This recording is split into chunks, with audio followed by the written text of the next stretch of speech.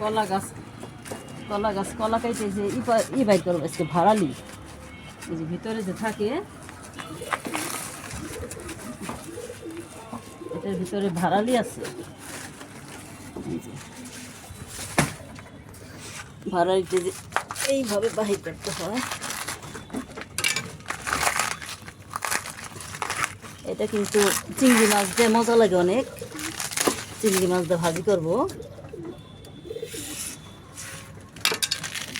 আমার ছাদ বাগানের কলা গাছের ভাড়ালি, মাশাআল্লাহ দেখেন, ইচ্ছা থাকলে কিন্তু উপায় হয়।